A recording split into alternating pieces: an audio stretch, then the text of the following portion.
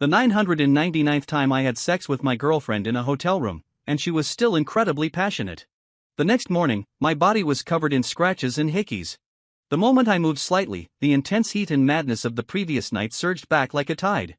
In the room, the ambiguous atmosphere still lingered. Sophia leaned in my arms, drawing gentle circles on my chest with her slender hand as she casually said, "Dress formally tomorrow and come home with me." Hearing this, I looked up in shock, my voice filled with hope as I asked, "Sophia, does this mean you're finally ready to make our relationship public to your family?" Sophia arched an eyebrow, gave me a sidelong glance, and retorted, "Make what public? My family is introducing me to a potential boyfriend tomorrow. You're coming to help liven up the atmosphere and make sure the guy doesn't feel uncomfortable." Her words hit me like thunderclaps. My heart seemed to stop beating instantly, and my mind went completely blank. I was stunned and said, "You're going on a blind date? Then what are we?" Sophia had already gotten up and put on her dress. Hearing me, she lazily glanced at me and said, "Us? We're just partners. Partners for meals, for playing games, and partners for satisfying each other's physical desires in bed." A chill spread from the bottom of my heart. The color drained from my face, and my lips trembled involuntarily. Seeing my expression, the smile on Sophia's face gradually faded. She slowly moved closer to me and asked, "James, you don't seriously think we've been in a romantic relationship all these years, do you?" Her teasing tone was like a sharp blade, piercing straight through my heart. I tried to hold back my emotions and said slowly, "How could I? I'm going to take a shower first." I walked unsteadily into the bathroom. As soon as the door closed, I felt all my strength drain away, and I slumped to the ground. Her words still echoed in my ears. Looking at the scratches on my body caused by Sophia, tears streamed down my face. We had known each other for over 20 years, growing up together. We had shared the same glass of milk and read the same comic books. Even at the age of 18, we had sex after getting drunk. After the first time, there was a second, and a third. At night, we were physically in perfect harmony. During the day, we did all the intimate things that couples do, holding hands and walking in the crowds, kissing and promising to be together next year when the new year arrived, and chatting on the phone every day to maintain our relationship. I had always thought that we were already together, just not publicly. But now Sophia was telling me that we were not boyfriend and girlfriend. Leaning against the door, I got lost in memories. It felt like there was a ball of cotton stuck in my chest, making it hard to breathe. I don't know how long it took before I finally composed myself and came out. Sophia had changed her clothes and was sitting on the sofa, talking on the phone. She said, "There will be a lot of people coming tomorrow. We need a big dining room booth. He has a light palate, so French cuisine is fine. I'm craving cake, so get some mousse desserts. And prepare about a dozen evening gowns for me to choose from when I get back. All in black, because David only likes this color." Hearing the name David, my heart skipped a beat. I couldn't help but look over and saw a sweet smile on Sophia's lips. David, so he was her blind date. The look in my eyes immediately dimmed. If it was David, I understood why she was so happy.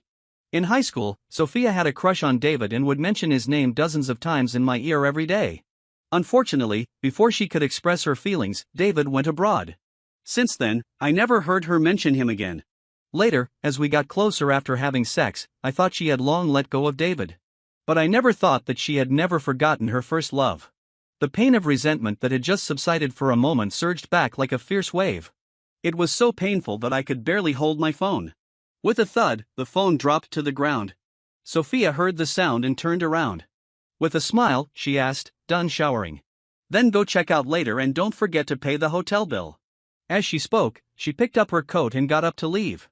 Before going out the door, she turned around and looked at me again, saying with a half smile, "James, I've always regarded you as a friend. Don't show that heartbroken expression in front of me from now on, or I'll think you have some ulterior motives for me.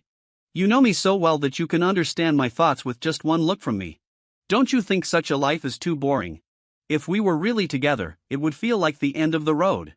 The sound of her footsteps and voice gradually faded away, but they kept echoing in my heart. I sat on the cold bed, then laughed until tears came out. So, for all these years, this was how Sophia had seen me. I sat alone until late at night before going downstairs to check out. It was pouring outside, but I seemed oblivious. I returned home in a daze. Seeing me soaked through like a drowned rat, my parents quickly brought over dry towels, their voices filled with concern. "With such heavy rain, why didn't you take a taxi?" I looked at my parents numbly, my eyes blank, and said hoarsely, "Dad, Mom, because of the business changes in the group, you've always wanted to immigrate abroad, right? I've thought it through. Let's immigrate and never come back. My parents had been trying to persuade me for half a year. Finally, hearing me give in, they asked in surprise, have you really thought it through? Did you break up with your girlfriend? Thinking of what Sophia had said, my heart felt sour. I shook my head with a bitter smile. There's no girlfriend. There never was. I made it up to avoid being pressured to get married. Although they weren't sure if what I said was true, my parents were still very happy. They immediately started preparing the immigration procedures and urged me to pack my luggage. I replied and went back to my bedroom, throwing away everything related to Sophia, the thick albums of photos we had taken together over more than 10 years that I had carefully preserved, the watches, clothes, and handmade sculptures she had given me. All of them were now thrown into the trash can without hesitation. Mr. James, you're not going to keep all these nice things.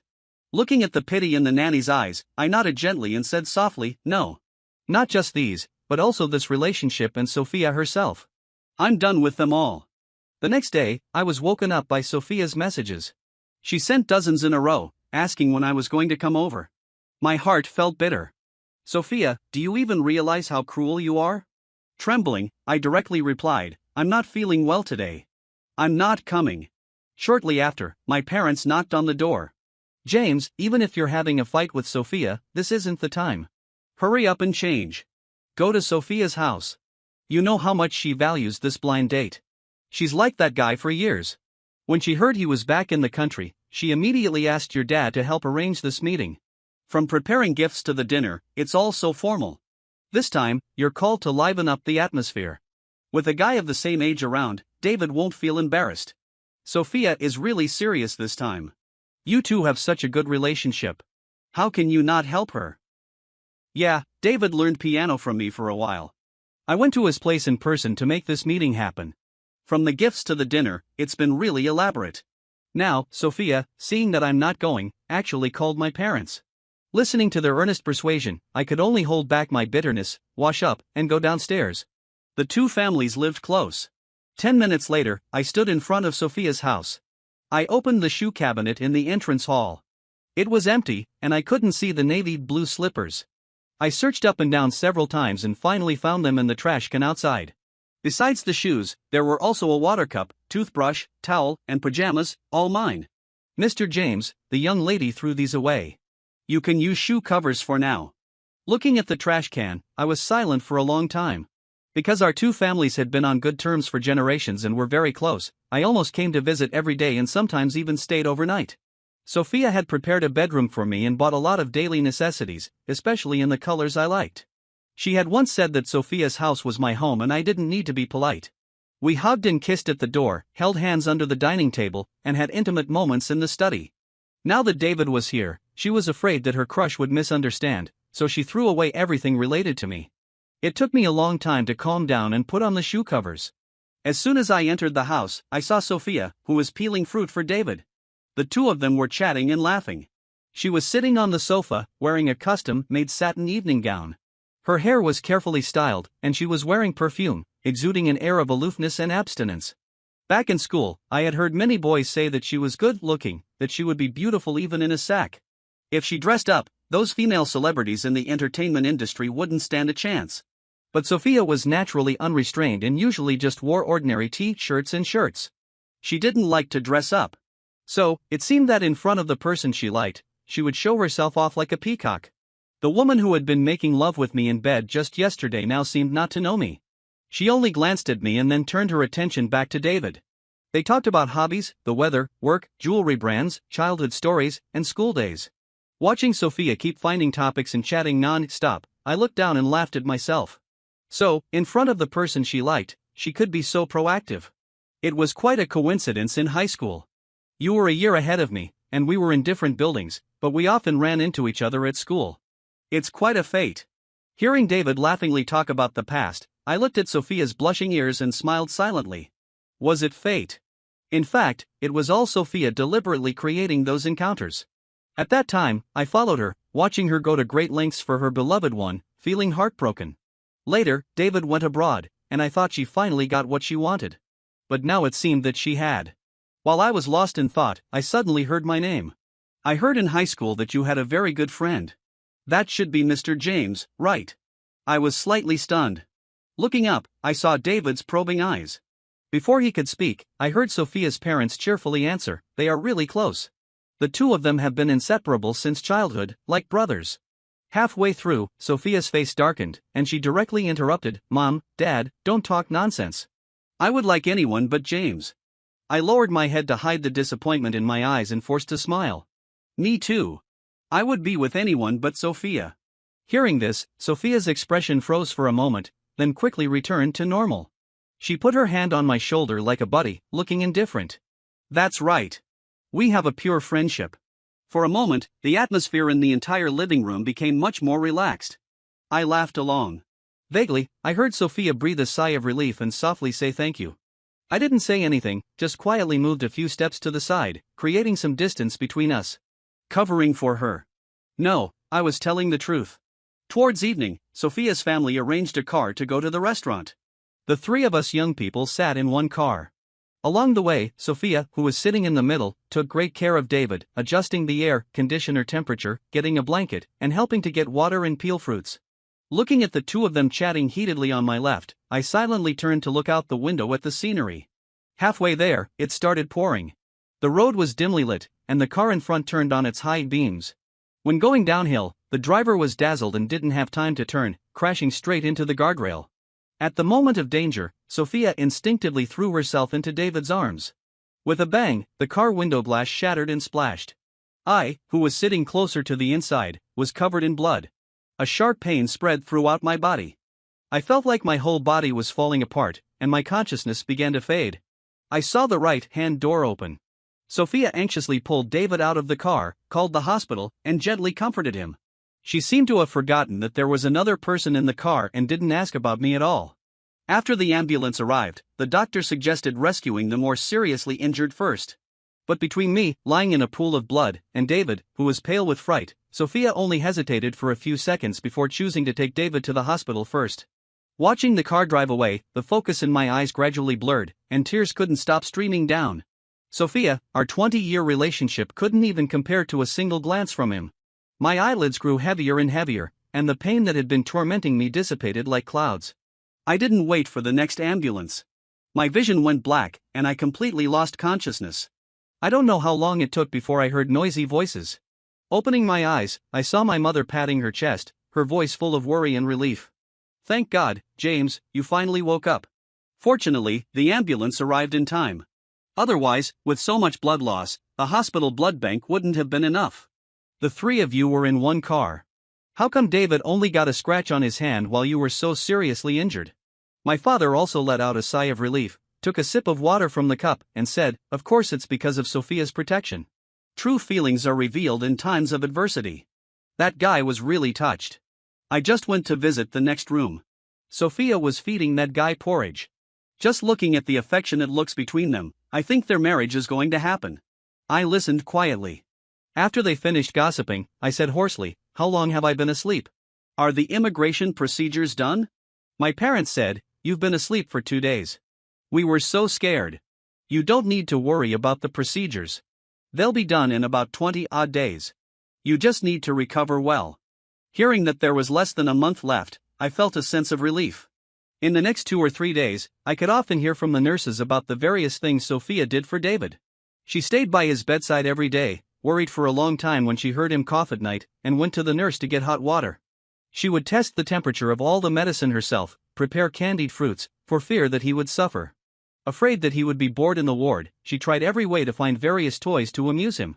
I listened silently, not saying a word.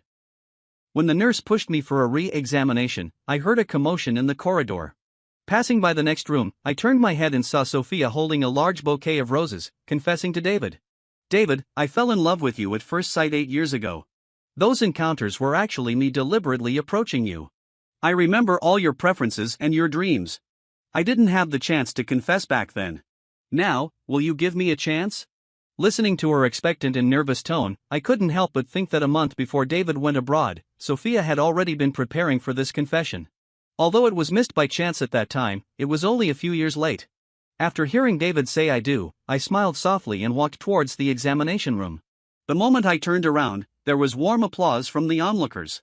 Sophia heard the sound and turned around, seeing my lonely and desolate figure. The smile on her face froze, and a strange feeling rose in her heart. This discomfort only lasted for a moment and was soon drowned out by a tide of joy. She reached out and openly threw herself into David's arms. At night, I opened the ticket booking software and searched for a direct flight from New York to Spain. Just as I finished paying, Sophia came with David. She said, "James, I have good news.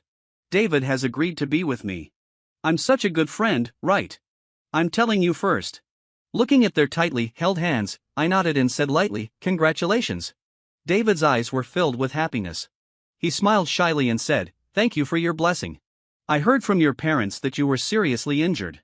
Do you feel better recently? I brought some fish soup. Have some." As he spoke, he asked Sophia to serve the soup quickly. Seeing her obediently do as she was told, I was stunned for a moment before reacting and replying, "Thank you, but I don't need the fish soup." Hearing this, Sophia's face instantly turned cold, and she looked at me dissatisfied. "This is the fish soup that David cooked himself. I didn't even want to give it to you.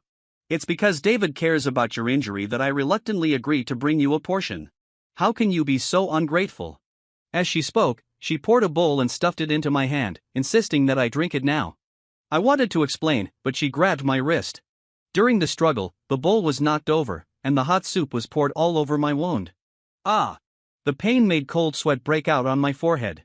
My whole face wrinkled, and I turned as pale as paper. David was startled and, looking ashamed, quickly grabbed a tissue to help wipe. Sophia, worried that he might get burned, quickly shielded him behind her and, looking at him, said, "David, this has nothing to do with you. He's been tough-skinned since he was a kid. It's not a big deal. Don't blame yourself." My hand holding the paper trembled several times, and my heart seemed to stop for a moment. The next second, Dad pushed the door open. Seeing that my wound had started bleeding again, he was so scared that he quickly called the nurse. Mom was heartbroken but still patiently put away the fish soup and explained to David, "David, James is allergic to seafood and can't drink fish soup. We appreciate your kindness." "Thank you." Sophia stood there, stunned. Her face turned a bit unnatural as she said, "Why didn't you say so earlier?" Looking at the gauze stained red with blood, my heart was filled with bitterness. In the past, she always remembered my dietary restrictions. Every time we went to a restaurant, she would repeatedly emphasize to the waiter, "No seafood, no green onions, no coriander." But now, with David around, her mind and eyes were only on him. Naturally, she wouldn't remember such a small thing. A person's heart is only so big and can only hold one person. The person she loved the most. After a long silence, I finally forced a smile and replied to her, "You didn't give me a chance to speak." The ward fell into a deathly silence. David looked so guilty that he was about to cry. Sophia, distressed him, said nothing and took him away. Due to a wound infection, I had to stay in the hospital for another 3 days before being discharged. The time for immigration was getting closer, and our whole family was busy packing. My parents couldn't get away, so they prepared a generous gift and asked me to go to Sophia's house. As soon as I entered the door, Sophia's parents pulled me and kept apologizing. "James, we're really sorry. You and Sophia have had such a deep friendship for so many years. In such a dangerous situation during the car accident, she only protected David and ignored you, causing you to get such a serious injury. Uncle and Aunt really feel bad. We will definitely make her apologize to you." I shook my head and gently comforted them. "Mr. David is Sophia's boyfriend. It's natural for her to care about him. I'm fine too. Uncle and Aunt, don't worry." Seeing that I didn't take this to heart, Sophia's parents finally let go of their concerns. After chatting for a while, I then brought up the main matter and told them that our whole family was going to immigrate. Sophia's parents were taken aback by this sudden news and said, "So sudden?" The company's business was adjusted. We actually started preparing for it half a year ago, but it was only finalized recently. My parents specifically asked me to come and tell you. Hearing that their old friends of many years were about to leave, Sophia's parents were filled with sadness, and their voices were full of reluctance. They said, "Will you come back in the future?" I smiled, and my voice was particularly clear in the quiet living room. "Once we leave this time, we won't come back." Just then, Sophia, who had just returned, pushed the door open, frowned, and looked over, asking, "Who won't come back?" Sophia's parents were about to speak when I answered first, "No one." "You misheard." The two elders looked at me in surprise. Sophia didn't notice the strange look in her parents' eyes. She pulled me and got into the car, saying, "Just in time you're here. You should be done chatting, right? Then come with me to a place." All the way, neither of us spoke. When the car stopped, I realized she had taken me to a luxury store. She asked the clerk to bring out a large number of clothes, shoes, and bags and asked me to try them on one by one. I frowned, my eyes full of confusion. Why am I trying these on? Sophia pushed me towards the dressing room, her tone leaving no room for refusal. Just try them. I was about to refuse when the clerk had already closed the door and started opening the boxes. After I tried on one set, the clerk took a photo, and then I was pushed back into the dressing room. This went on and on. I tried on hundreds of sets, exhausted all my strength, and my legs were even rubbed raw by leather shoes. Finally, I couldn't help but push the clerk away, walked up to Sophia, and said in a deep voice, "I don't need you to buy these things to make amends."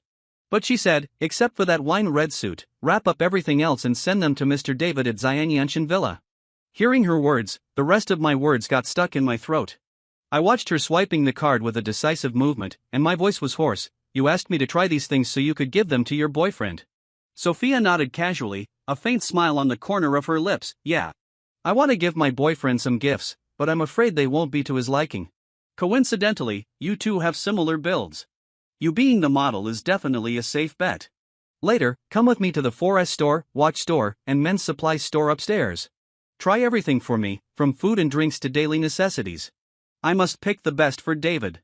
Hearing her arrange these itineraries without my consent, I could no longer hold back the anger in my heart and said, "Sophia, I'm not a tool for you to please your boyfriend."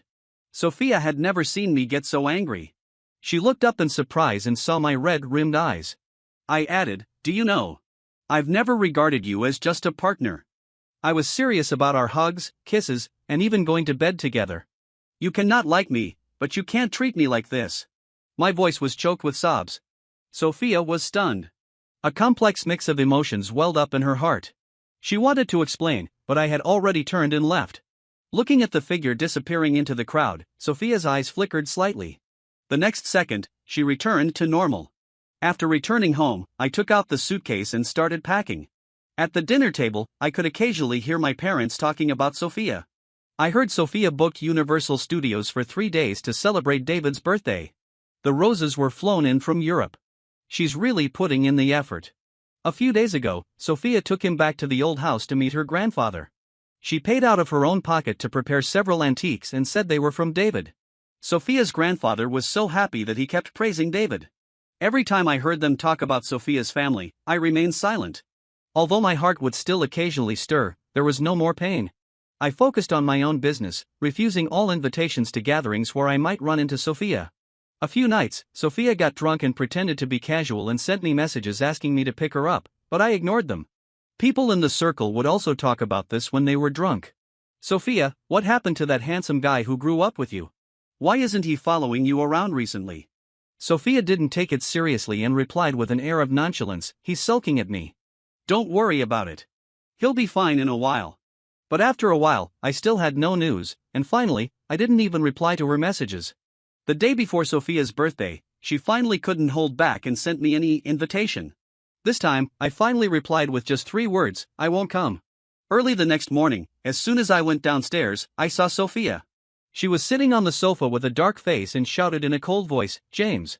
I could tell she was in a bad mood, but I still had no intention of coaxing her. My attitude was far from warm as I said, "Oh, good morning. I'm just about to go out on a date with my girlfriend, so I won't entertain you. Make yourself at home." Sophia's pent-up anger from the past few days was instantly ignited. She suddenly stood up, grabbed my hand, and her eyes were full of haze. "Where did you get a girlfriend?" I didn't answer her, and my face showed no sign of fear. Sophia's anger grew stronger, and she unconsciously increased the strength in her hand, asking, "Are you dumb? Speak." I tried to shake off my hand, which was already red from her grip, and replied in a cold voice, "What does this have to do with you? Aren't you meddling too much?" Just as the situation was about to escalate, my mom, who had just come downstairs, quickly pulled us apart. "Oh, you kids are having a fight. James has been too busy recently to have a girlfriend. Even if he wants to date, it'll be some time later. You two grew up together. There's nothing that can't be said. Don't quarrel." With the elder present, we both restrained our tempers and sat down. After my mom went out, Sophia also realized that she had gone too far just now. When her rationality returned, she remembered what had just happened and frowned. "Your mom just said you've been too busy recently. What happened? Why does it have to be some time later? Were you lying to me just now?" I sat in the corner, glanced at her, and asked, "Do you need something?" Seeing that I had changed the topic, Sophia knew this was a provocation. She breathed a sigh of relief and then asked about the main matter. "It's my birthday. Why won't you come?" I casually replied, "Busy. No time." Seeing my cold attitude, Sophia was filled with anger, and her voice involuntarily rose. "What are you busy with? What could be more important than my birthday? In previous years, weren't you more eager than anyone to celebrate for me?" I took a sip of water, and my voice remained calm. "Things have changed. You already have a boyfriend. You should say this to David, not to me, an outsider." For some reason, hearing the word outsider, Sophia felt uncomfortable. She crossed her legs, clasped her hands together, and looked at me, saying, "I don't care. You have to come this year. Do you remember that you promised me 3 wishes a few years ago? One was to knit me a scarf, and the other was to accompany me to climb a snow-capped mountain. Now both have been fulfilled. Now I want to use the 3rd wish. You must come to my birthday." This time, I didn't retort. I lowered my head. My silent attitude made Sophia frustrated. Her voice became even colder as she asked, "Have you forgotten why you promised me these 3 wishes back then?" Of course, I remembered. 3 years ago, when we went to the beach and the tide rose, I got a leg cramp and was washed into the deep sea. It was Sophia who jumped in without hesitation to save me and almost drowned herself due to exhaustion. I almost cried myself unconscious by the hospital bed and even had the thought of dying for love. After Sophia woke up, she gently wiped away my tears and said in an extremely gentle voice, "You're crying so miserably. People who don't know might think I'm dead. I feel sorry for you, and you're still saying such unlucky things." I was so angry that I pinched her face. She begged for mercy while comforting me. Okay. If you really feel sorry for me, just grant me 3 wishes." Remembering the past, I couldn't say anything again. The room was quiet for a long time before I gave her an answer. "Okay." Just then, the phone rang.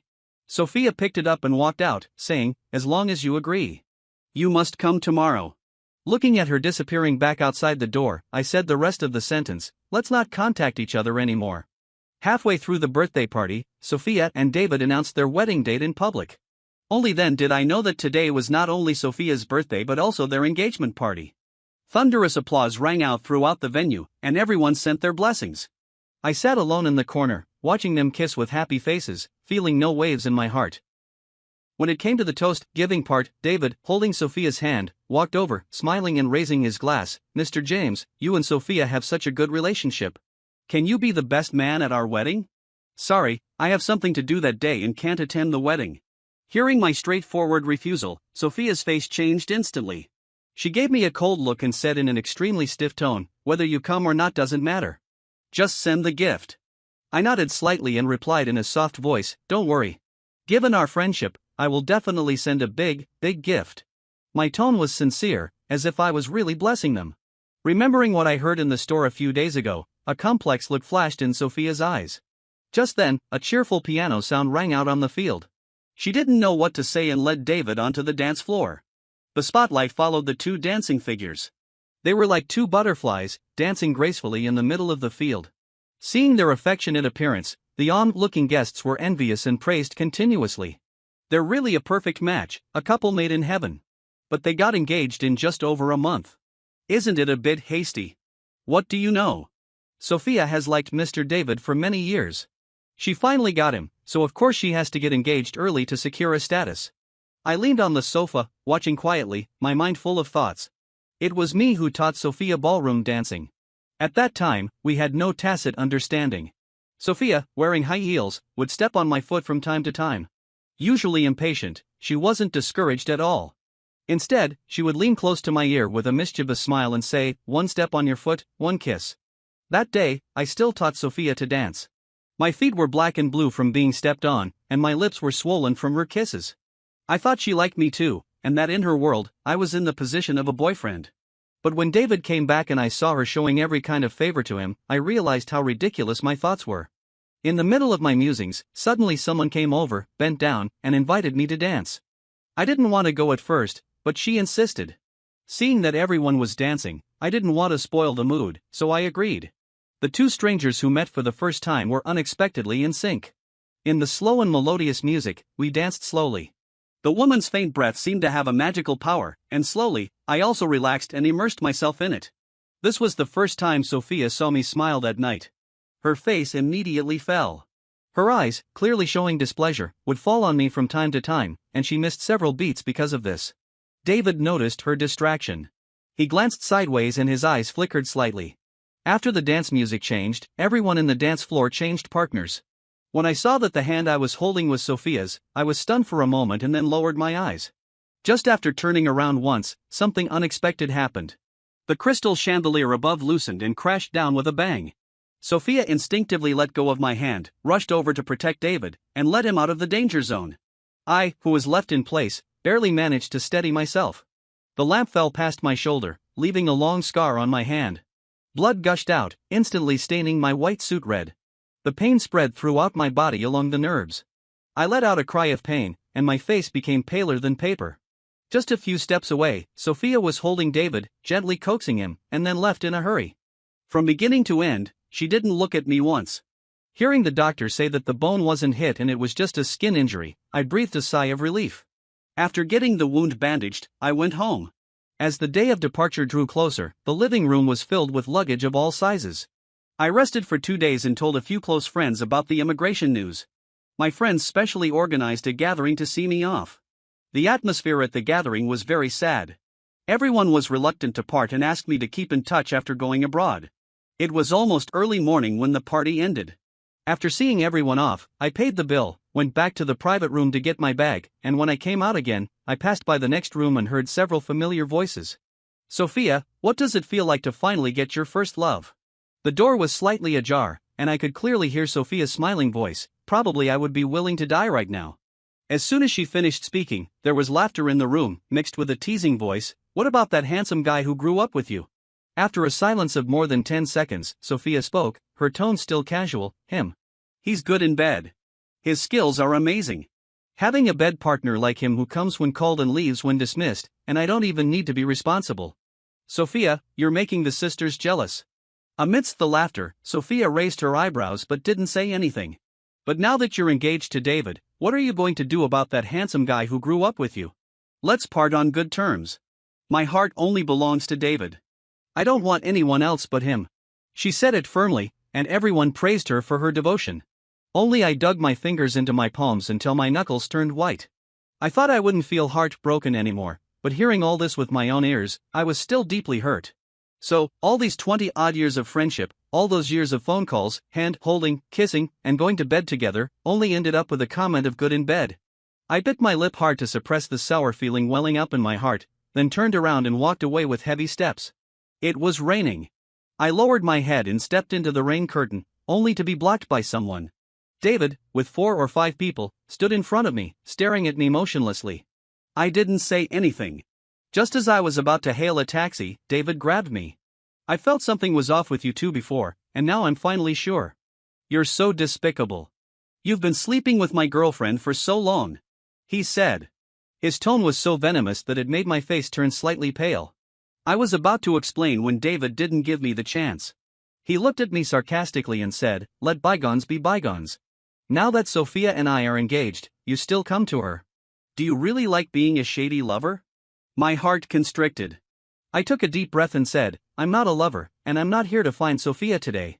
Before I could finish, David winked at the people around him and said, "Drag him in and find some thugs." The men understood and immediately grabbed me, pushing and shoving me towards the upstairs. "What are you doing?" I was shocked and struggled hard, but I was outnumbered and was locked in the innermost private room.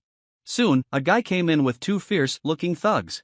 David clapped his hands, sneered, and stepped aside, saying, "This guy has been seducing other men's women every day. I can't stand the sight of his face and hands. Cripple him for me." As he spoke, he told someone to close the door. In the narrow space, the 2 thugs lunged at me with grins. I raised my hands to resist desperately, but 2 fists were no match for 4 hands. One of them pinned my hands behind my back and pressed me onto the table, while the other thug held a knife and was about to stab through my hand. In a fit of rage and panic, I somehow found the strength to break free one hand, grabbed the ashtray, and without thinking, smashed it on the head of the guy pressing me.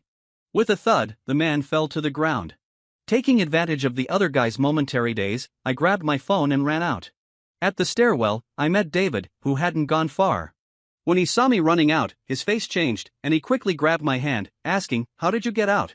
Just as he was about to drag me back, he caught a glimpse of a figure around the corner. Suddenly, his expression changed, and he fell backwards, rolling down the stairs. Sophia, who happened to come out, saw the scene. She ran over in horror and hugged the fallen David in her arms. Seeing the bruises on his body, she looked at me furiously and said, "James, why did you push David?" Seeing Sophia accusing me without knowing the truth, the pain in my heart reached its peak. But I still remained rational and tried to explain what had happened. He was the one who first found people to try to cripple me. Falling down the stairs was his own self-directed act. If you don't believe me, go to the private room. The two thugs are still. Hearing this, David panicked and started to explain with red eyes, "No, Sophia. He was the one who first called me a lover, saying that I was interfering in your childhood relationship. That's why he pushed me down. I didn't do anything. Why is he so vicious to slander me?" Between the two of us, Sophia unconditionally believed David. She held him in her arms and vented all her anger on me, replying frostily, "How could David do such a thing? You unreasonably pushed him downstairs, and now you even dare to shift the blame. You've liked pestering me since you were a child. I was just with you because of the friendship between our two families. Since you're so self-indulgent and ungrateful, get out." My heart completely cooled down at these words. I stared at her and said firmly, word by word, "Fine, I'll do as you wish. We're done." This uncompromisingly cold tone made the anger in Sophia's heart burn even more fiercely. Looking at my staggering figure going downstairs, she also refused to show weakness and shouted, "Don't let me see you again." I knew we really wouldn't see each other again, so I didn't stop for a moment and left without looking back. After a night's rest, I got up and tore off the last page of the calendar. I was about to go to the garage with my suitcase when my parents called me. "James, Sophia's parents invited our family to have the last lunch. Put your things away and come here quickly." Although I was very reluctant in my heart, I knew that no matter how things were between Sophia and me, it had nothing to do with the elders. So after hesitating for a few seconds, I agreed. Fortunately, Sophia wasn't at home for today's dinner. Sophia's parents kept calling her, trying to get her back. But after making more than a dozen calls, there was still no answer. Seeing that the food was already on the table, I thought for a moment and said softly, "She should be with her boyfriend now. It's just a meal. It's no big deal if she doesn't come. Don't disturb their date. Besides, we have to catch a plane and really can't wait." Only then did Sophia's parents put down their phones and invited everyone to sit down.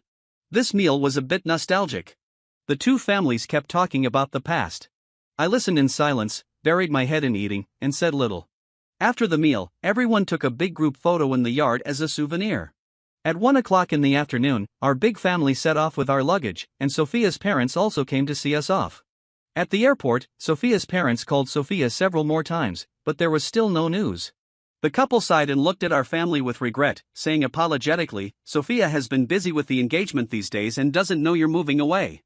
She'll be very sad when she comes back and sees the empty house." I gently shook my head and said indifferently, "No, she won't." The four elders looked at me in surprise. Why? At this moment, the boarding announcement was broadcast. I didn't say anything, just politely said goodbye to Sophia's parents. My parents also took out a red envelope with cash from their pockets and handed it to them, saying, "We can't attend the two children's wedding. Old friends, remember to convey our message. Uncle and Aunt wish them a happy marriage and a long life together." At the moment of parting, both families felt a lot of emotions. I stood aside alone, opened my phone, and blocked and deleted all of Sophia's contact information. After doing all this, I put my arms around my parents, waved to Sophia's parents, and then turned and walked towards the boarding gate without looking back. It was almost midnight when Sophia came back. She casually threw her coat on the sofa, looked at the empty living room, and yawned as she asked the servant, "Why did the family call me so many times yesterday?" The servant, who was cleaning, replied respectfully, "Sir and Madam invited James' family to have a meal at home. They left yesterday." Sophia, who was still angry, was impatient when she heard James and interrupted her, "Okay, I don't need to know anything about James in the future." Then she went back to the bedroom. When she woke up, it was already noon the next day. When she went downstairs, Sophia's parents were having lunch and waved to her, "Sophia, call James and ask if they've arrived." She sat down at the dining table and refused coldly, "I'm going to see the wedding venue. I'm busy." Sophia's mother didn't force her and made a video call herself. The moment it connected, David's call also came in. A gentle smile appeared on Sophia's face. She put on her earphones and said, "You got up so early today. Then I'll come and pick you up for breakfast." As she spoke, she got up. When she passed by Sophia's mother, she glanced at the phone and saw my smiling face and the hotel-like background behind me. At this time, why wasn't he at home? Sophia felt a little suspicious. Just as she was about to ask, she heard David ordering breakfast. "Then I want to eat spaghetti. Come and we'll go together." She didn't stay any longer, walked to the entrance to change her shoes, and vaguely heard a voice from the living room. "James, have you arrived? What's the weather like there?" Arrived where? Did James' family go on a trip? Sophia could only think of this possibility, but she didn't take it to heart and hurried out.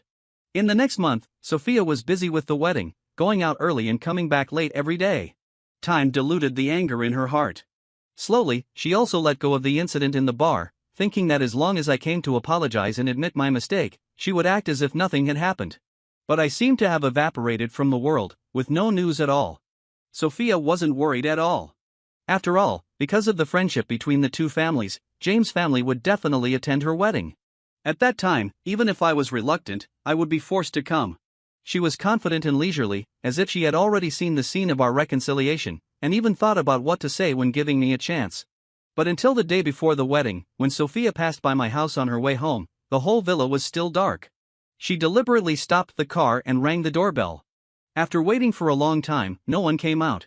Looking at the dark room, Sophia felt inexplicably flustered. She took out her phone and opened our chat interface. The latest message was still the invitation on her birthday. She couldn't help but type a line, "Tomorrow is my wedding." Her finger hesitated on the send button for a long time, but Sophia finally didn't press it. Between her and me, she was used to being in control. She didn't want to be the one to bow her head first. But all night, Sophia was restless and didn't sleep well. At 3 or 4 o'clock in the morning the next day, Sophia got up to start making up and getting ready. After the bride fetching and tea serving ceremony, she and David went to the wedding venue. Before this, Sophia had stepped into this hotel countless times, and her heart was only filled with the joy of her wish coming true. But today, for some reason, looking at the dreamy and romantic hall, Sophia felt a little dazed. Was she really going to get married? Was she really going to marry David? The moment she had been longing for was now within reach, but she wasn't as firm as before. There were only 10 minutes left before the wedding started. Sophia searched all over the hall and the backstage, but still didn't find James' family. Her sixth sense told her that my parents and I probably wouldn't attend this wedding. As soon as this thought came to her mind, Sophia's already flustered heart started beating faster, almost jumping out of her chest. What followed was endless boredom and uneasiness. She took out her phone and kept clicking between the address book and WeChat, looking anxious. A few minutes later, the bridesmaid informed her that she could wait in the wings. Sophia finally made up her mind. While rushing to the scene, she called my father. A minute later, she heard a loud greeting, "Sophia, aren't you about to get married? Why did you think of calling Uncle?" Hearing the continuous sound of the waves, Sophia's heart sank to the bottom. She forced a smile and said, "Yes, because of the wedding, I want to ask Uncle and Aunt, aren't you coming to the ceremony?" "Sorry, Sophia. Our family is traveling and can't attend your wedding. I wish you and David a happy marriage and a harmonious union for 100 years. Clearly, these were words of blessing, but they didn't taste right to Sophia. She raised her hand to look at the time and said something she herself couldn't understand. "It's okay. Are you by the sea? You can drive back now and should still be able to catch the wedding." There was a long silence on the other side, and then my father's shocked voice came, "Sophia, we're in Barcelona now. Didn't your parents tell you?" Hearing the name Barcelona, Sophia was stunned. Spain. What were James' family doing in Spain? What were her parents supposed to tell her? A series of questions popped up like bubbles, completely occupying Sophia's mind. She even forgot about the wedding. She turned back to the backstage, grabbed Sophia's parents, and said in an unprecedentedly urgent tone, "Mom and Dad, James' father said they're in Spain. Didn't you tell them I'm getting married today?" The couple looked at each other and said, "They immigrated to Spain a month ago. Didn't you know about this? I thought James had already told you." The word immigration made Sophia's head boom. She never thought that our whole family would immigrate, and it was a month ago. Sophia's parents didn't quite understand what was going on. Seeing her in a daze, they quickly pushed her towards the front hall, chattering non-stop, "The wedding is about to start. What are you in a daze for? Nothing is more important than getting married now. Let's talk about this when we get back." Sophia's face turned several degrees paler, and she couldn't listen to anything. She blankly raised her phone and heard my father still saying hello, hello. As if she had caught a glimmer of hope, she said, "Uncle, is James there?" Can you give him the phone? I have something to say. After a burst of noise, Sophia heard my extremely cold voice, say something if you have something to say. Hang up if not. At the same time, the MC's voice came through the door, now, let's invite the bride to the stage. Sophia ignored it. Her world only had this voice in her ear. She said, I'm getting married today. I replied indifferently, congratulations. Is there anything else? This cold as frost attitude aroused Sophia's anger, and her volume increased several degrees. I said I'm getting married. Are you deaf? The MC reminded again, and Sophia's parents were also urging. Sophia didn't move at all. She heard me sneer, what does it have to do with me? Sophia, from now on, we'll go our separate ways and never contact each other again. With a beep, the phone was hung up. All the guests in the hall looked at her strangely. Sophia's parents were as anxious as ants on a hot pan, trying to persuade her, the wedding has started, Sophia. What are you doing? James and his family won't come to the wedding, and they won't come back to the country in the future. Why are you making things difficult for them? Hurry in. The day we went abroad, we called you dozens of times to come back for a meal and say goodbye properly, but you didn't answer any of them. What's the use of being anxious now? First, finish the wedding. After a while, we'll go to Spain together, and then you can explain to James' father properly. Every word was like hot oil pouring on Sophia's heart. Just thinking that the possibility of seeing me in the future was extremely slim made her hands tremble. When the MC reminded for the third time, she still didn't show any sign of entering the venue. Instead, she started to call back. A series of the phone is turned off prompts made her even more irritable. She started to call my phone again. This time, it wasn't turned off, but the number you dialed cannot be connected prompt, indicating that she had been blocked. Realizing this, the veins on Sophia's forehead twitched. She opened WeChat and sent several question marks.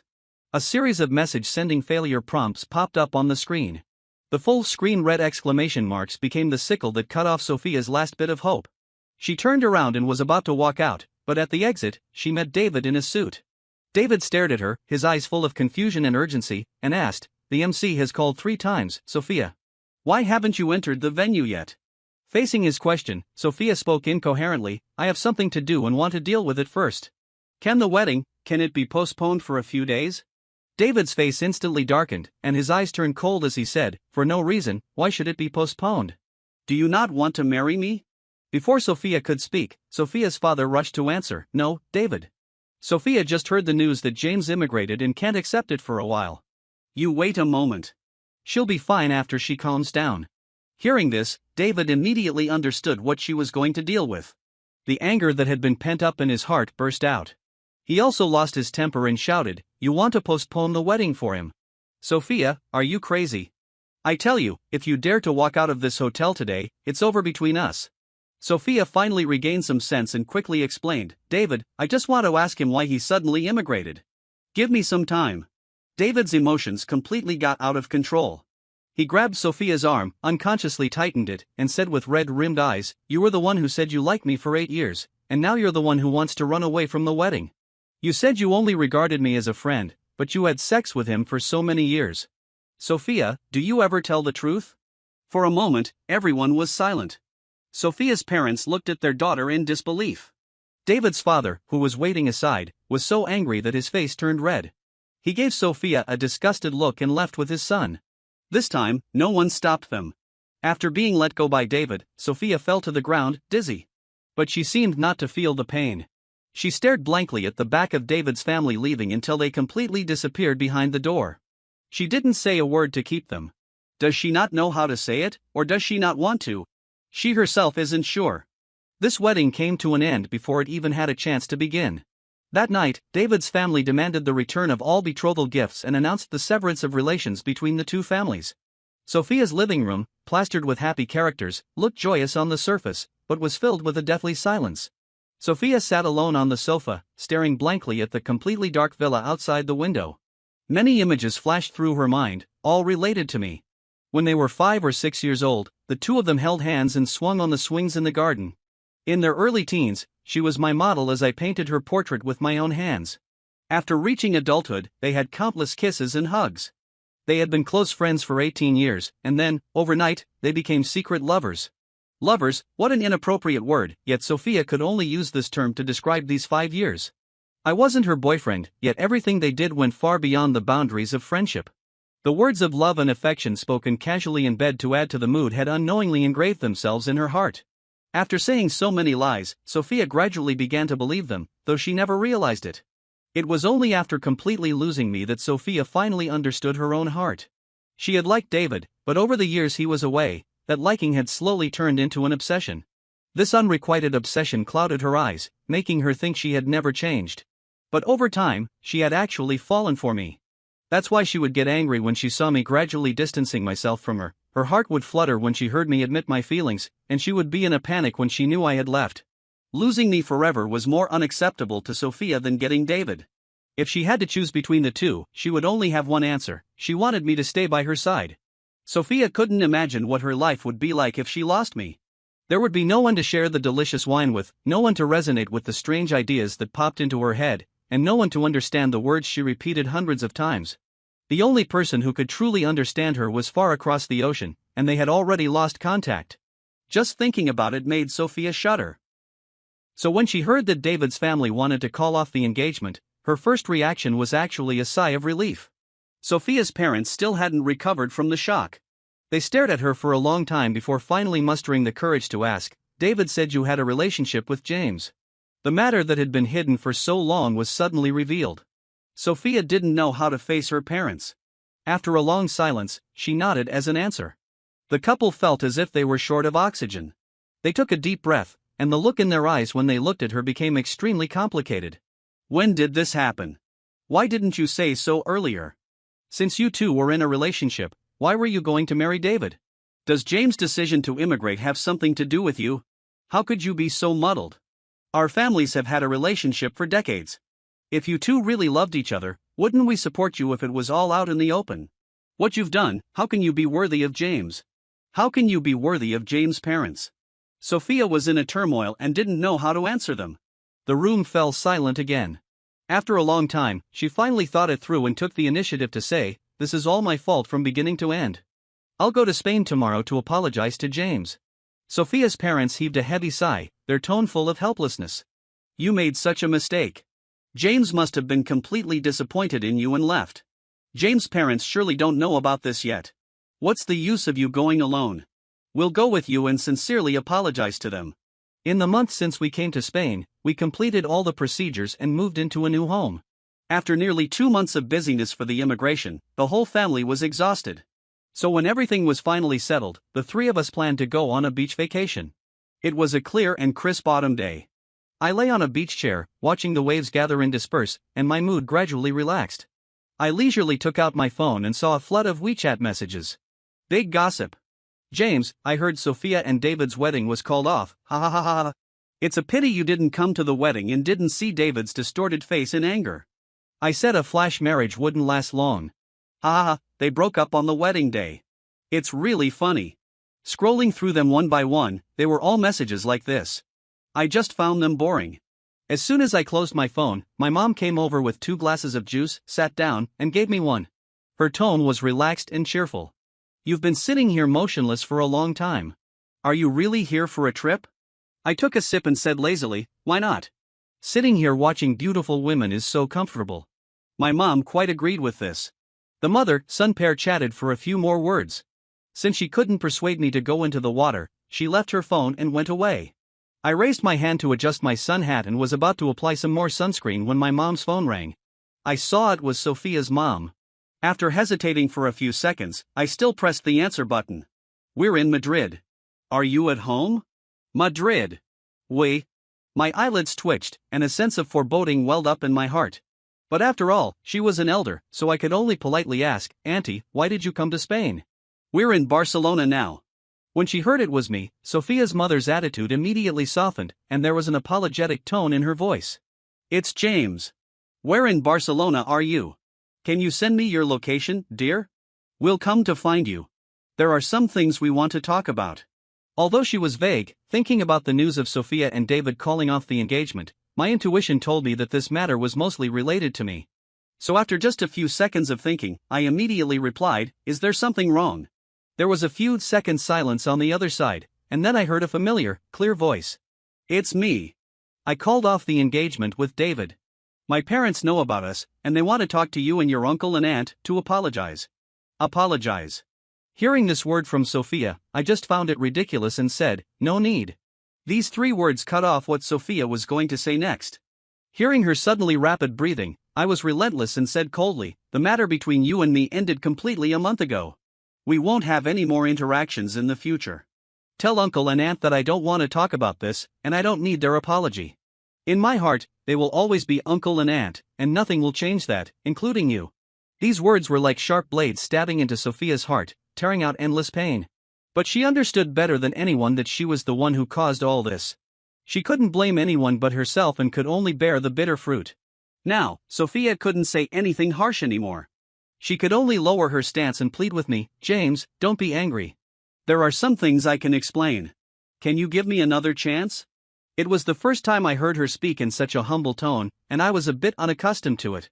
Although I didn't know what kind of act Sophia was putting on again, I didn't want to cooperate with her performance anymore. I straightforwardly told her, there's nothing to talk about between us. You just need to tell Uncle and Aunt that we won't contact each other again, and then go back to China. Being hung up on the phone again, Sophia felt a deep sense of powerlessness welling up in her heart, and the light in her eyes dimmed a lot. Just by looking at her expression, Sophia's parents realized something was wrong and their tone became more urgent. What did James say? To this day, Sophia still hasn't told her parents that she and I have reached a point where we'll never communicate again. So she couldn't bring herself to say those resolute and hurtful words. She could only prevaricate, he doesn't want Uncle and Aunt to know about this, so he doesn't really want to meet. He wants us to go back. Hearing this, Sophia's parents' hearts sank. When they first found out about this, they had hoped to talk things out. If the 2 children could let go of the past and rekindle their relationship, making the 2 families even closer, that would be great. But before that, the most important thing was to respect the children's wishes.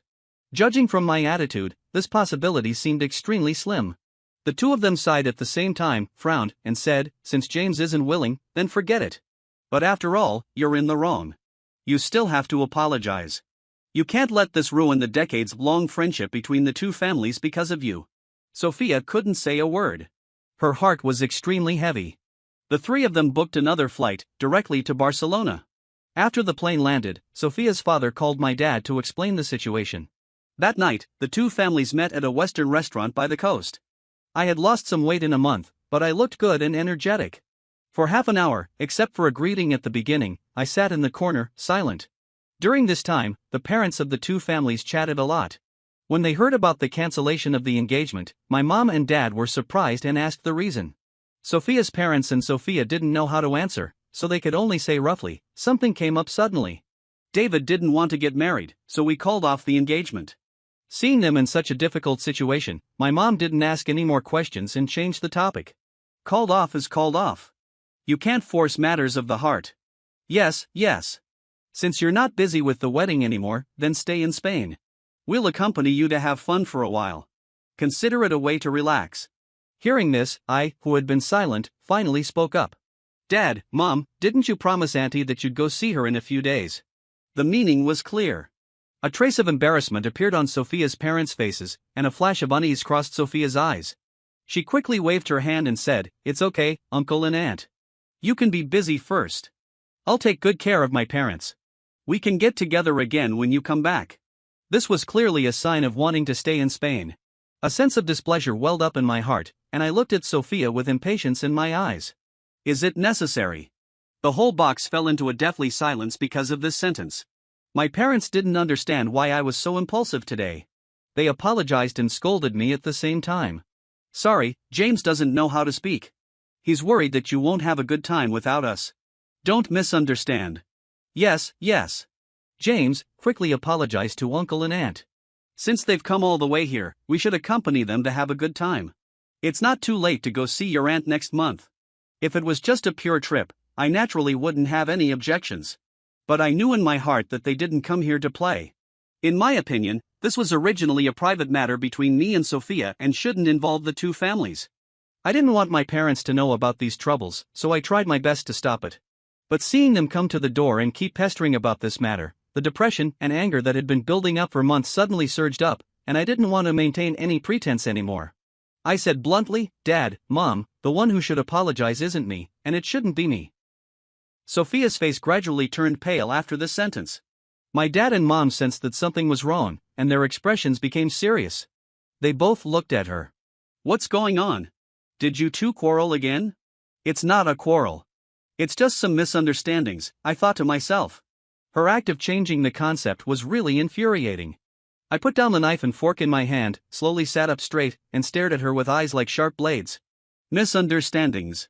You call this misunderstandings? Then why come to Spain and talk about apologizing?" Seeing me angry, Sophia's parents were a little anxious and couldn't help but explain for her. "James, it's all Sophia's fault. She really should apologize to you." My dad and mom were even more confused, looking at us with puzzled expressions. The peaceful life that had been hard-won was disrupted like this. I didn't want to beat around the bush anymore, so I simply told them the whole story. "Sophia and I have been together since we were 18. Although we never made our relationship public, in my heart, I always thought we were in a relationship. But until David came back, she told me that the person she had always liked was him, and she only regarded me as a friend. I didn't say anything. I chose to grant them their blessing and even immigrated to Spain, completely severing this relationship. I've retreated to this extent, Sophia. Why do you still keep pestering me?" My tone became more and more excited, and my eyes couldn't help but turn red. But this time, my tears were only for myself, for the me who had loved and waited for so many years, only to be despised, misunderstood, abandoned, and ignored. Whether it was Sophia's parents or my dad and mom, it was the first time they had heard the whole story from our mouths. The four of them looked at Sophia together, wanting to know if all this was true. But she kept her head down, answering with silence. My dad and mom's faces instantly turned cold. Sophia's parents reacted more violently, glaring at her and sternly asking, "Is what James said true? Sophia, how could you do such a thing?" Sophia couldn't deny it. She felt as if her chest was being tightly grasped. She could only squeeze out a few words from her throat. "Yes, I'm sorry to James, sorry, uncle, aunt." My dad and mom, who had loved their child for more than 20 years, couldn't accept the fact that their son was the one being betrayed. Filled with anger, they couldn't face Sophia's family anymore. They slapped their knife and fork, took me, and left. Sophia's parents quickly chased after them, constantly apologizing. Looking at his old friend of many years, the disappointment in my dad's eyes was undisguised, and his tone was angry. If it were something else, we could still discuss it. But this time it concerns James. Don't say anything more. Deal with this matter as it should be dealt with. There's no room for negotiation. Watching the backs of James' family leaving, Sophia's heart was in a mess. Guilt and regret overwhelmed her like a tide.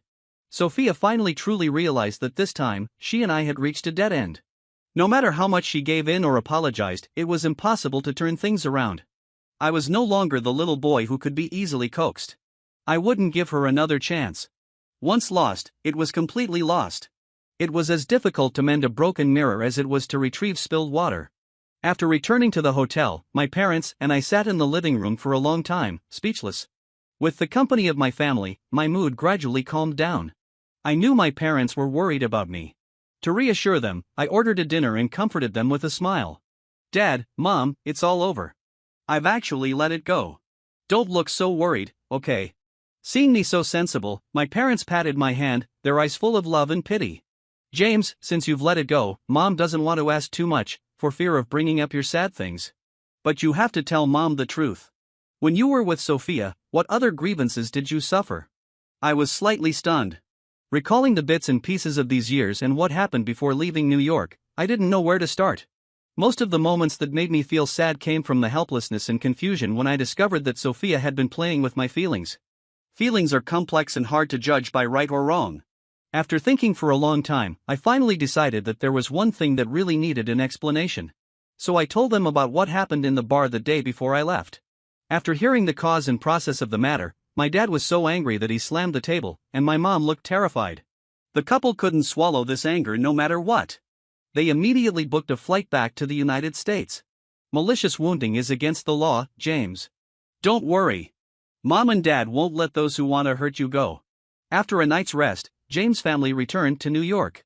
The first thing they did was to go to the bar to get the surveillance video, and then they went straight to the police station to file a case.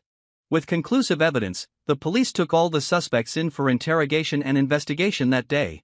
At first, David didn't know what had happened. When he saw me at the police station, his face instantly turned pale. Before the formal interrogation started, David, feeling guilty, rushed up to me, trying to take the initiative. You've already immigrated. What are you doing back now? I looked at him and replied coldly, of course, I'm here to settle accounts. Don't you know exactly what you've done? A flash of panic crossed David's face, but he still tried his best to argue. I haven't done anything. Why are you slandering me? I didn't bother to talk nonsense with him. Whether it's slander or not, the surveillance video can prove it. It's not up to you to argue. Soon, David remembered everything that had happened that night from the clear surveillance video. When he heard the police say they were going to prosecute, he completely panicked. Abandoning his previous arrogant attitude, he started to apologize. I'm sorry. Jealousy got the better of me that night, and I made a mistake in a moment of confusion. Anyway, you're not hurt, so can we just let this go? Hearing this, I couldn't help but sneer. I was devastated by one thing after another at that time and was in a hurry to leave New York, so I didn't have time to pursue this. What do you mean I'm not hurt? If I hadn't grabbed that ashtray, I might not have made it out of the bar alive that day. You have no remorse for such an excessive act and still want to get away with it easily. I definitely won't agree. Save these words for the court. I will definitely see this through to the end. This sentence was like the death penalty, leaving David completely hopeless. The thought of potentially being sentenced to prison and his promising future being ruined left him in a state of panic. He then turned to my dad to plead for mercy. Teacher, please, for old time's sake, let me off this once. You know how hard it's been for me to get to where I am. You're magnanimous. Can you give me another chance? I'm begging you. Watching his once proud student crying and pleading, my dad remained unmoved. He just said coldly, "You've really disappointed me." Since the investigation of the case took time, we stayed in New York. During this period, David's family almost daily asked various connections to plead on his behalf, but we rejected them all. Sophia's family soon learned of the news and rushed back. As I came out of the police station, I saw Sophia waiting outside. In just 2 or 3 days, she had become haggard, with bloodshot eyes. When she saw me, a trace of shame flashed across her face, and she called out in a low voice, "James." I didn't bother to pay attention to her. I acted as if I didn't see her and was about to leave. Before I could go down the stairs, Sophia, who had rushed over, blocked my way. "Can we talk?" I knew that running into her here must be because she was summoned for questioning regarding the same case, and she was probably here to plead for David. I'd been hearing similar things so often these days that my ears were practically numb. So I didn't want to give her a chance to speak and said directly, "There's nothing to talk about. The fact that David abetted the crime is conclusive. My parents and I will definitely see this through to the end. It won't make any difference who comes. Instead of wasting time asking me to be lenient, you'd better quickly find some good lawyers for your beloved. Maybe it can reduce his prison term by a few years." Sophia was stunned. The police had already shown her those surveillance videos. She never thought that I hadn't been lying that day, and it was indeed David who had orchestrated the frame-up. Recalling her actions that night, she wished she could slap herself a few times. Why did she vent her anger on the victim? Why did she say those hurtful words on impulse? Why couldn't she have calmly and patiently found out what had happened? Countless self-reproachful emotions welled up in Sophia's heart, making her thoughts restless for a long time. Seeing that I had misunderstood her again, she panicked and quickly explained, "It's not for David." Then there's even less to talk about. With that, I shook off Sophia's hand and strode towards the car. After I fastened my seatbelt, I found Sophia standing in front of the car, stubbornly refusing to move. Her eyes, which were usually unruly, were now full of pleading. "James, just give me 15 minutes. I stared at her, my fingers gently tapping on the steering wheel. I knew that with Sophia's temper, if I didn't agree today, she'd block the way all day. I didn't want to waste time with her, so I nodded and said, 10 minutes. Seeing me give in, Sophia seemed to grab at a straw. She let out a slight sigh of relief. She walked over to the driver's side and said softly, "I'm sorry for what happened in the past, James. I shouldn't have trampled on your feelings and said those hurtful words. I apologize. You can hit me or scold me, I'll take it. Just please don't ignore me, okay? Before, I always thought I liked David, but on the day of the wedding, when I heard the news of your immigration, I realized that the most important person in my heart was you. I couldn't lose you, so I called off the engagement with David." I couldn't tell whether what Sophia said was true or false. Over the years, I had heard countless sweet words from her. I had once thought that was love, but in the end, it was just my wishful thinking. If Sophia really cared about me and liked me, would she have abandoned me at a critical moment? Would she have not given me a chance to explain? Would she have pushed me away time and time again? I had been fooled once, so this time, no matter what she said, I just took it as a joke. So? My face didn't show the forgiveness and surprise she expected. I just uttered these two words softly. These two words made Sophia's expression freeze instantly. She didn't understand why, even though she had bared her heart and soul, I was still unmoved. Looking at my cold face through the car window, she felt that breathing had become difficult and heavy. But time was pressing, so she could only continue to pour out her feelings without reservation. James, now the only person I like is you. Can you give me another chance? I swear to you, this time, I will never do those stupid things again. I'll make our relationship public to everyone and treat you as well as I did before. If you're willing, we can get engaged right away. I will definitely give you a clear future. Sophia spoke with great conviction. Looking at her sincere face, I lowered my head, and clarity returned to my eyes. If she had said these words 2 months earlier, I would have believed her. Unfortunately, there are no ifs in the world, and I no longer want any future with her. I don't think the person she likes is me, and I don't think we'll have a future. If that's all you want to say, then let me make it clear to you. There's no possibility between you and me. The last glimmer of hope in Sophia's heart was shattered. Her face turned dull, her body couldn't help but tremble slightly, and the veins on the back of her hand bulged. Sophia looked at me with eyes full of sorrow, her voice choking. Why, James? I already know I was wrong. Why can't you forgive me? Have you forgotten that you once said you only wanted to be with me? Have you forgotten that you promised you'd never leave me? Of course, I remembered what I had said. Once, I really regarded Sophia and our relationship as the most important and precious things in my life. Unfortunately, all promises have an expiration date. They only existed when I still loved her. Now, Sophia and I were almost like strangers. Why should we talk about promises and affection anymore? So, I didn't give her a chance to continue pleading. Then have you forgotten that you said you only regarded me as a friend and that there was no future for us together? Have you forgotten that you said you wouldn't like me no matter who you liked? Have you forgotten that you said you didn't want to see me again? You remember everything, but you just forget these things. Sophia's face gradually turned gloomy in the face of my firm voice. Those thoughtless words and angry remarks from the past now came back like a boomerang, hitting her heart hard. She kept shaking her head, trying to deny it. No, James. I didn't know I liked you at that time, so I said those things. What about when you made our unpublic relationship a topic of conversation and showed off to your sisters in the bar? Did you think this would happen? This sentence solved Sophia's doubts. She finally understood why I had clashed with David in the bar and why we could never go back to the way we were after that night. It turned out that I had heard their conversation outside the private room. Realizing this, Sophia felt her head buzzing, as if all the blood in her body was flowing backward. She desperately tried to think of reasons to explain and subconsciously reached her hand into the car window, trying to hold my hand and buy some more time. But when I saw the time was up, I didn't hesitate to close the window. Her hand was pinched purple and blue, but she still refused to pull it back. Streaks of blood seeped out along the window crack, and the smell of blood filled the air. I frowned, glanced at her, lowered the window a little, pushed her limp hand out, closed the window again, started the car, and finally left with a cold sentence. Keep your hypocritical and selfish love for David. I don't need it. After receiving the news that the procuratorate had confirmed the prosecution, we all breathed a sigh of relief. We entrusted all the follow-up matters to the lawyer and then returned to Madrid first. Although we were far away from our homeland, those worldly affairs and troubles were also left behind. I couldn't help but let out a long sigh of relief. As time passed day by day, I gradually got used to life here. My parents asked me what my plans were for the future. I picked up a piece of fruit and fed it to my mom, then winked and said, "Mom, I've been thinking about this recently. I really want to continue my studies, but I also want to take a break for a while and find a job to experience social life. What do you think?" The wind in the garden was a bit strong. My dad brought 2 blankets for my mom and me and said cheerfully, "You'll only be 23 after your birthday in a few days. There will be plenty of opportunities for work in the future. Dad still hopes you can freely pursue the life you want, whether it's continuing to study or traveling around the world while you're young. Both are great." My mom nodded in agreement and gently tapped my head. "James, whatever you want to do, your dad and I will support you.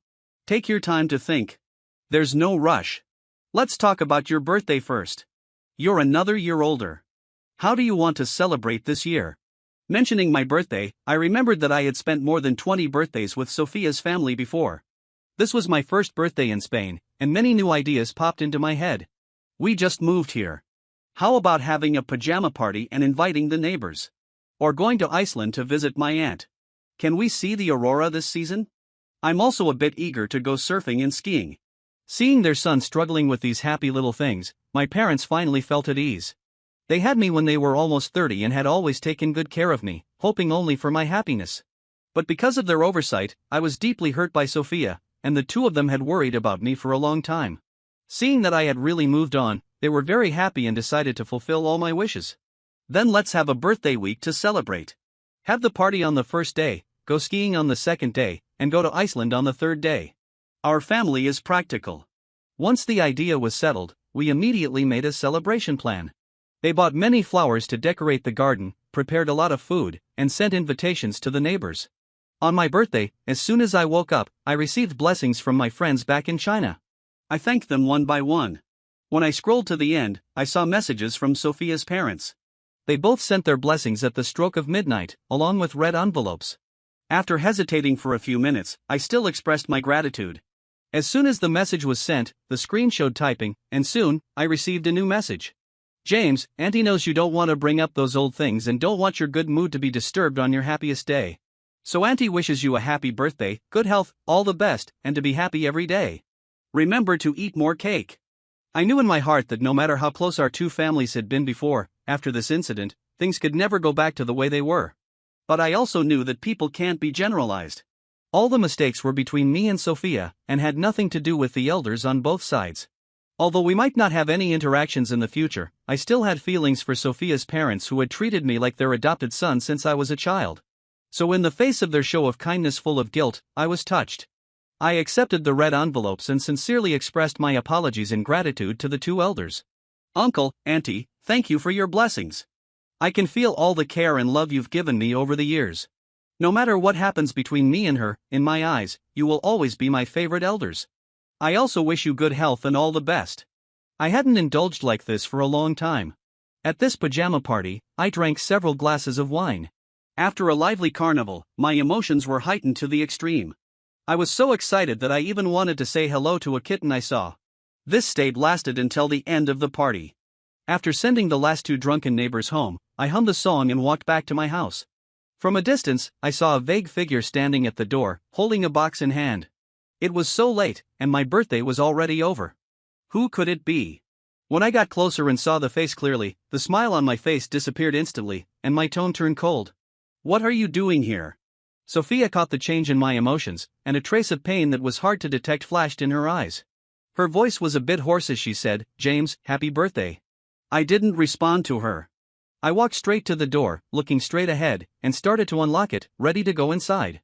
Thinking I didn't hear her, Sophia called me again. James, happy birthday. This is the birthday gift I prepared for you. Her voice was so loud that my mom in the living room heard it and shouted from afar, who is it? James, is that you coming back? I didn't want my parents to know Sophia was here, so I quickly replied, it's me. I'm just out here getting some air. I'll be back in a while. After that, I looked back at Sophia and concisely stated my attitude. I don't need it. The light in Sophia's eyes gradually dimmed, but she still forced a smile and continued to persuade me. I know you don't want to see me, but I promised you before that I would prepare a gift for you every year on your birthday. I don't want to break my promise. James, please accept it. With that, she opened the box. Seeing the pair of magnificent gem-studded cufflinks inside, I was silent for a long time. On my 16th birthday, my parents gave me a pair of sapphire cufflinks. When Sophia saw them, she was surprised and told me that her family had a pair of gem-studded cufflinks, which were said to be a family heirloom and similar in style to mine. Afraid I wouldn't believe her, she even went home to get them and said proudly, isn't my family's pair much prettier than yours? But let me tell you, this is what my mom plans to leave to her future son-in-law. You can just take a look. At that time, Sophia always talked about David. I thought she was hinting that she didn't like me at all and that there was no possibility for us to be together. Those feelings that I hadn't had the chance to express were then buried deep in my heart. Even later, when we shared the same bed and I heard many ambiguous words from her, and my heart fluttered countless times, I still never dared to tell her that I had liked her for many years. I would always remember the disdainful smile on her face and her extremely confident tone when she held up the cufflinks. So seeing this pair of cufflinks again, I still felt a sense of emotion, including reminiscence of the past, but there was no longer any throbbing. I took a few steps back, putting some distance between Sophia and me. My voice was soft but extremely firm. Don't do these meaningless things anymore, Sophia. We ended a long time ago. I won't accept this cufflink, or anything else you give me in the future. With that, I turned around and walked towards the house without the slightest hesitation. A cold autumn wind blew, making Sophia shiver. She watched my receding figure, feeling as if something was being drawn out of her body. The long, suppressed unwillingness and pain finally burst out at this moment. What do I have to do for you to forgive me? We've been together for more than 20 years. Do you really want to break up with me completely? James, no matter how many harsh words you say, I will never give up. I will prove to you that you're the only one in my heart. In this life, it has to be you. No matter how loudly she shouted, I didn't look back. Early the next morning, James' family, with their luggage, was ready to go skiing. Not seeing Sophia when we went out, I secretly breathed a sigh of relief. I pushed the suitcase to the back of the car. Just as I put my things away, I heard my dad exclaim, "What's this? James, did you leave a neighbor's birthday gift at the door?" I turned my head and saw the familiar box. I couldn't help but frown slightly. I walked over quickly, took the box, handed it to the butler, and then sent the butler Sophia's address, asking him to send it back to China later. My dad and mom were even more curious and kept asking who the gift was from during the journey. Seeing that I couldn't hide it anymore, I had to be honest and also told them about the blessings from Sophia's parents the day before. The carriage fell silent for a moment. Then Dad nodded several times emphatically and said, "Your mom and I have also been thinking about how to interact with Sophia's family after this happened. Although this is an issue among you young people, you're our own son. Both emotionally and rationally, we should firmly stand by your side. So we've discussed it. If you decide not to have any further contact with Sophia's family in the future, we'll respect your wish. After all, we're thousands of miles apart now, and it won't have much impact. But since you've thought it through and only want to draw a clear line with Sophia, we understand your thinking.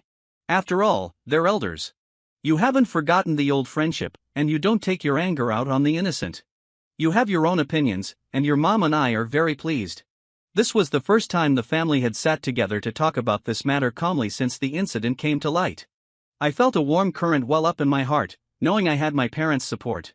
I nestled against Mom's shoulder and started chatting with them about our upcoming itinerary, my tone becoming more relaxed. The whole family regained their good mood and headed to the ski resort. Since I hadn't practiced for a long time, I fell several times as soon as I got on the ski slope.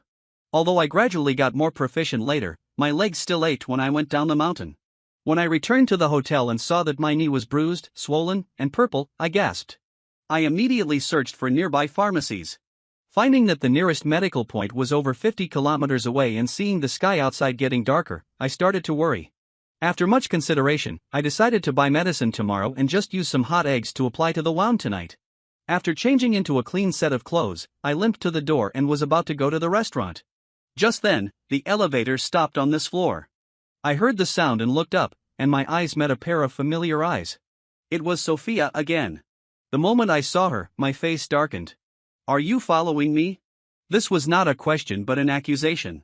Seeing that I seemed angry, Sophia panicked instantly and stammered an explanation. "James, I'm just a bit worried about you." "Worried? My parents are right by my side.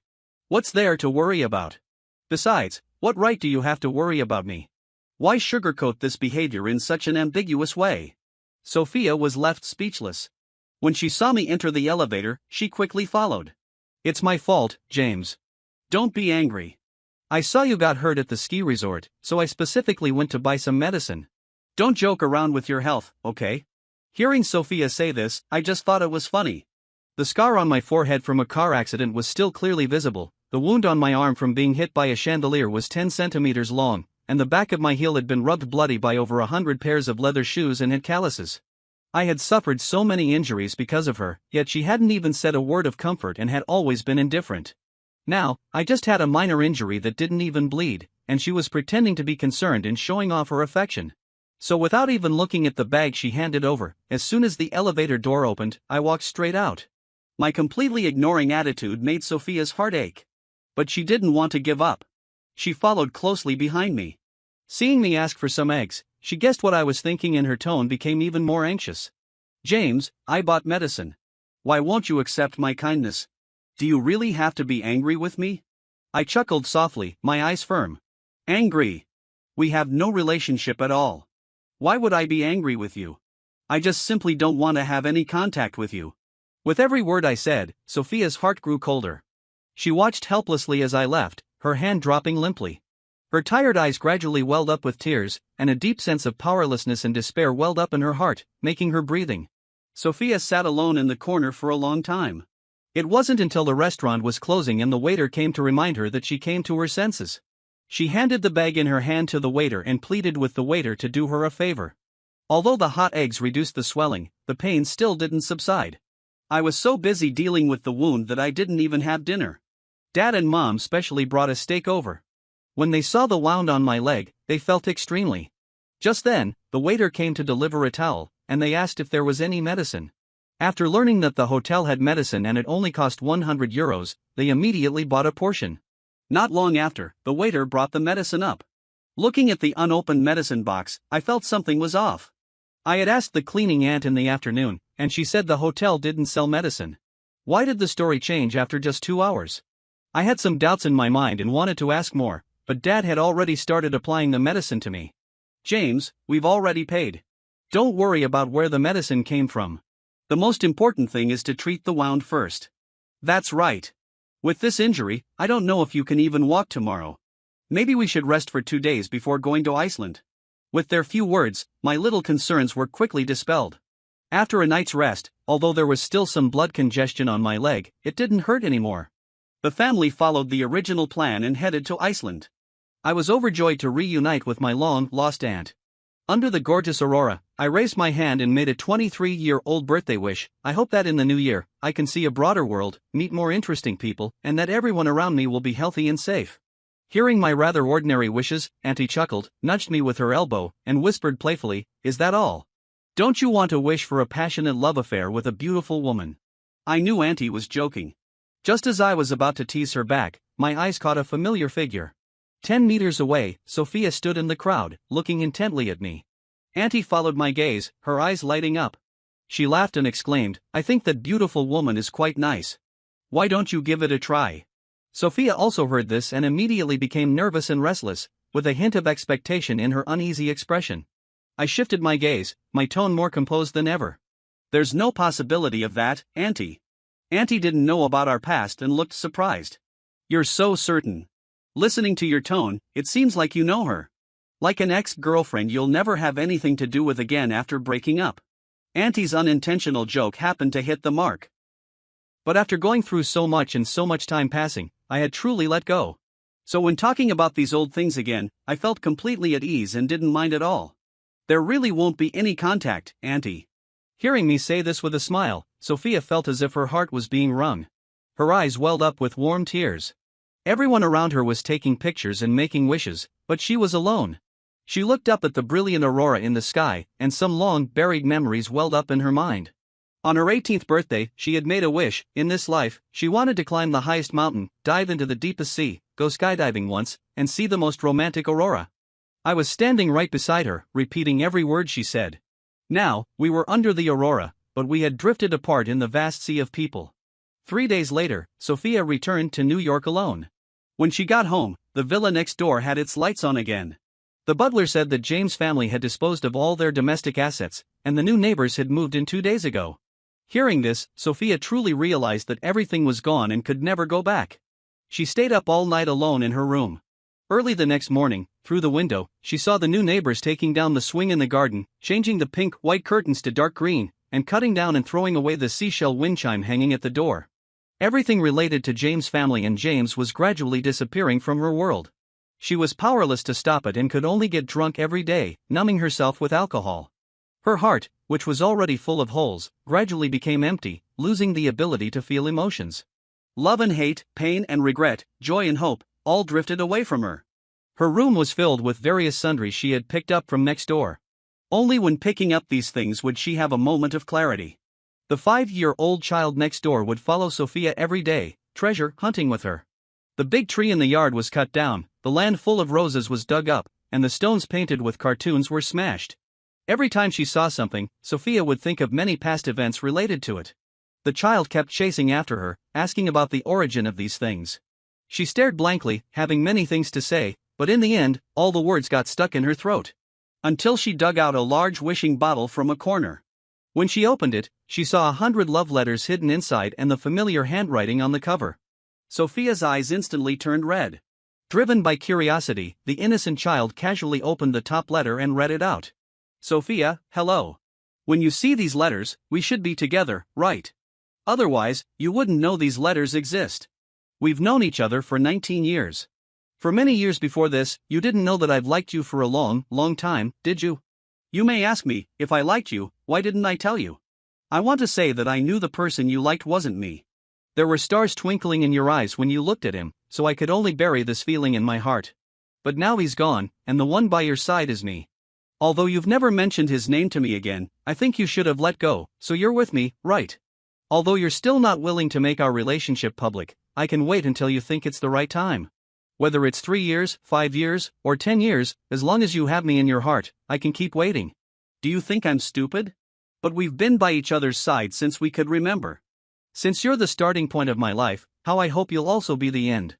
Although I don't know what the future holds, the only thing I'm sure of is that as long as you have me in your heart and care about me and like me a little bit, I'll wait for you to come back, forever and ever. By the end, Sophia was in tears. She picked up the box of letters with trembling hands, hugged them tightly to her chest, and stumbled to her feet, rushing towards the airport. It was as if she was holding on to her last hope, eager to go to a foreign country to try to win back the person she might have missed. During the long flight, Sophia kept flipping through these letters without stopping. The love hidden between the lines was like both honey and arsenic, making her cry, laugh, look sad, and feel happy at different times. Two extreme emotions alternated continuously within her. Her heart, which had become numb from despair, once again ignited a spark of hope. But this time, Sophia didn't know whether it was a last-ditch effort before completely falling into darkness or a rebirth from the ashes before the dawn. She could only pray that the thoughts of a teenager written by me at 19 could save her from pain and give her a chance to start over, just once. The long winter passed, and spring arrived. I received news from the lawyer in my home country. After multiple rounds of procedures such as the first instance, the defendant's appeal, and the second instance, the fact that David had abetted the crime was confirmed, and he was sentenced according to law. The evildoer had received his due punishment, which was undoubtedly the best consolation for the victim. And this day happened to be Dad's birthday. Mom cooked a big table of delicious dishes herself, and the three of us raised our glasses to celebrate. It's been almost half a year since I came to Spain, and I've gotten used to life here. Although there are still many inconveniences, constantly discovering interesting things during the exploration process is also a kind of fun. I've made a lot of new friends and gradually found my interests. On this wonderful day, I happily announced an important decision to my family. Dad, Mom, I've thought it through. I plan to form a band with my friends, and I'll be the guitarist. We've already composed our first song and we'll have a public performance next week. On behalf of all the band members, I sincerely invite you to come to the scene. Dad, who came from a musical family, was extremely excited when he heard that I decided to engage in music. Great, James. If you encounter any difficulties during the creative process, just let me know. Dad will tell you everything I know and fully support your dream. Mom also clapped her hands, her eyes full of relief. Your dad has always hoped that you would inherit his mantle, but we thought you were still young and had infinite possibilities in the future. We didn't want to restrict you with rules, so we never mentioned it. Now that you've chosen this path on your own initiative, go ahead with confidence. Your dad and mom will always be your strongest support. I felt content knowing that I had my family's trust and support. In the following period, for the performance, I practiced until the early hours of the morning every day, working extremely hard. The day before the performance, to be in good condition the next day, I went home early. In the evening, the clouds in the sky were gorgeous, and the evening breeze was gentle. I got out of the car with my guitar on my back. When I looked up, I unexpectedly saw someone I hadn't seen for a long time. In 2 months, Sophia had become even more haggard. Her eye sockets were sunken, and her face was dull, as if covered by a layer of gloom. At first glance, I didn't recognize her. It was only when I heard her voice that I reacted.